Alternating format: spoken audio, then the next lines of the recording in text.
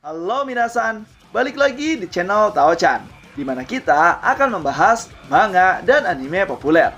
Tapi sebelum itu, silakan minasan klik tombol subscribe dan nyalakan lonceng notifikasi agar minasan tidak ketinggalan info terbaru dari Sensei.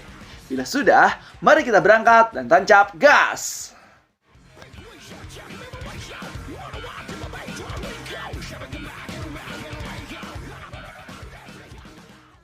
Oke minasan, pada video kali ini kita membahas terkait bocoran manga Record of Ragnarok chapter ke-98 yang katanya bahwa nanti di tanggal 25 kita akan diperlihatkan para petarung dari umat manusia dan juga para dewa yang ada kemungkinan besar dia adalah antara Simo Haiha versus Dewa Loki. Tidak akan seperti apakah bocoran manga Record of Ragnarok pada video kali ini. So, tanpa basa-basi lagi teman-teman semua, langsung saja kita gas ke pembahasannya.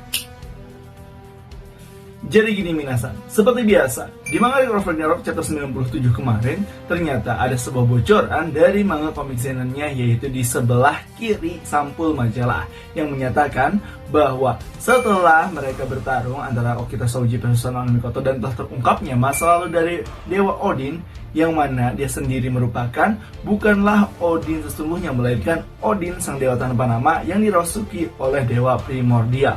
Di situ dijelaskan bahwa untuk chapter selanjutnya, manga Record of Ragnarok chapter ke-98, kita akan melanjutkan ke ronde 11 pertarungan Ragnarok antara umat manusia versus para dewa, yaitu antara Simo Haiha versus Dewa Loki. Dan kalau misalkan ini terjadi, minasan semua, ini sih emang di luar nalar ya. Istilahnya gini, Simo Haiha udah tahu nih penembak jitu, tapi lawannya adalah Dewa Loki. Kayak seperti antara kejujuran versus kelicikan nih. Ini menurut Sensei pertandingan yang menarik ya, antara wilayah Nordik dengan dewa dari Nordik juga gitu. Sebelumnya kan kita udah melihat nih, Yunani versus Yunani, kemudian Jepang versus Jepang. Sekarang Finlandia versus Nordik, sedangkan Finlandia juga merupakan salah satu wilayah dari Nordik. Jadi otomatis antara Nordik versus Nordik. Nah, kalau misalkan Sensei boleh prediksikan nih, antara Simo Haiha versus si Loki ini kayak anjir lah, ini yang akan menjadi acuan untuk pertarungan mereka berdua tinggal di arena pertarungan. Kenapa demikian? Karena gini teman-teman semua, seperti yang kita tahu bahwa Simo Haiha merupakan salah satu petembak jitu dari Finlandia pada saat Perang Dunia Pertama. Perang Dunia Kedua, ketang. Nah, udah kayak gitu, pasti dong senjata yang digunakan oleh Simo Haiha yaitu pistol dan juga senapan. Sedangkan untuk pertarungan di jarak dekat, kalau misalkan arenanya seperti sebelum-sebelumnya, yaitu arena gladiator yang mempertarungkan langsung secara face to face antara dua petarung, otomatis Simo Haiha di sini tidak akan diuntungkan karena dia merupakan basic penyerang jarak jauh. Jadi kalau misalkan Simo Haiha nembak juga, kita bisa tahu bahwa kekuatan Dewa Loki itu sangat cepat dan bahkan hampir mengimbangi Okita Souji pada saat ada clash antara Buddha dengan Loki di episode awal-awal. Dan kalau arenanya emang kayak gladiator kayak seperti pada umumnya, ya otomatis Simo Haiha di sini agak tidak diuntungkan teman-teman semua. Nah, kemudian selain itu juga Simo Haiha ini kalau misalkan arenanya face to face nih ya kan, dia tahu lah senapan yang dia gunakan tuh senapan tipe apa. Kalau misalkan senapannya yaitu senapan yang modern, yang istilahnya AK segala macam, masih bisa lah ditoleransi kalau misalkan Simo Haiha pakai senjata tersebut. Tapi kalau misalkan nih si Simo Haiha masih menggunakan senapan yang biasa ia gunakan ketika Perang Dunia Kedua itu, udah sih Simo Haiha nggak ada kesempatan, apalagi itu butuh effort untuk masukin peluru dan istilahnya ketika siap nih, udah ngekokang segala macam, hanya bisa siap melesatkan 2 peluru. Dan itu juga ketika sudah dilesatkan 2 pelurunya, pasti harus dikokang lagi dan diisi lagi. Dan itu akan proses lama lagi ketika nyerang Dewa Loki. Mending kalau misalkan sekali serangan, itu Simo Haiha langsung headshot atau kena tubuh Dewa Loki. Jadi kalau misalkan pas diserang ditembak, Dewa Loki masih bisa menghindar dan tidak mengenainya, itu bakal menjadi peluang di mana Dewa Loki mendekati jarak ke Simo Haiha, dan Simo Haiha pasti repot untuk ngokang dan ngisi pelurunya lagi. Dan itu kesempatan bagus, dan Loki juga bisa sekali one shot untuk mengalahkan si Simo Haiha ini gitu. Dan kemudian pertarungan juga tidak akan menarik minasan semua.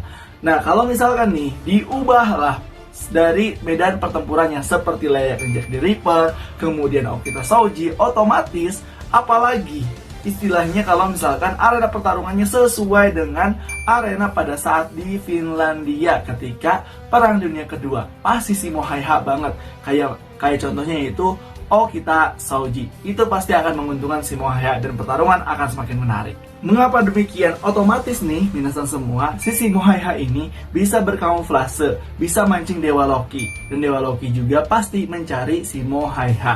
Nah, dari situ, kekuatan Dewa Loki juga bukan tidak diuntungkan, melainkan you know lah, Dewa Loki sendiri bisa berubah-ubah wujud sesuai dengan keinginan dia. Bisa saja ketika Shimohaiha berkamuflase, kemudian menyamar jadi salju segala macam, Dewa Loki bisa aja berubah menjadi salah satu hewan yang ada di hutan tersebut yang membuat si Shimohaiha tidak ngeh dan menjadi lengah. Sedangkan dari situ si Shimohaiha itu akan terus menyamar dan mengintai si Dewa Loki. Jadi ini pertarungannya makin intens itu antara berburu dan siapa yang diburu. Otomatis bakalan makin greget, apalagi dengan kekuatan tembakan jarak jauhnya si Shimohaiha. Sedangkan Dewa Loki senjatanya seperti yang minasan tahu, yaitu sebuah rantai kayak miripnya si Kratos, tapi istilahnya rantainya beda, corak si senjata pada ujungnya gitu.